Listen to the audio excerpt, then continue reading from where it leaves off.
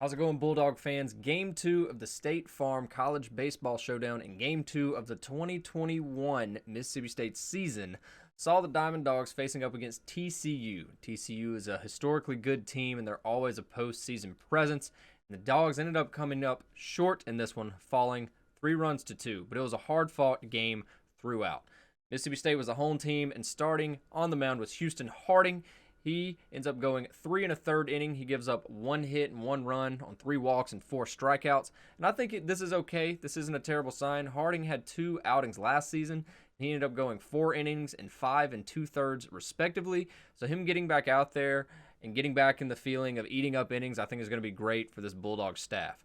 Brandon Smith comes in and throws 2 2/3 inning. He gives up 1 run and 1 hit on 2 walks and 2 strikeouts.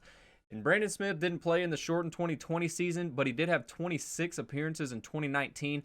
And it's great to see him coming back, and he looks good for a first outing, if I say so myself. I think he looked really fresh and really sharp. Jackson Forster, he stepped back into a mid-relief role. He had an inning of his own. He allows 1 run on 1 hit, 1 walk, 1 strikeout. And this was his role last year. He had 7 appearances, and all of them, except for one, I believe, went 1 inning. And I think limiting runs is going to be the key for him in this mid to late game position as a late reliever. Cole Alford got his first taste of college baseball. He is a freshman from Macomb, and he throws 1/3 of an inning. Chase Patrick comes in to finish that inning, throwing 2/3 of the 8th. And then Xavier Lovett closed out the 9th with 3 straight groundouts. Now, at the plate, the Dogs seemed to struggle just a bit. They only had 7 hits as a team. They did have 11 strikeouts, so that's not the ratio you want to see there. But the first run for the Bulldogs came by way of a Rowdy Jordan solo home run in the 6th inning. That's part of his 1-for-4 day, and I think it's really good to see Rowdy Jordan having some pop in his bat at the top of that lineup.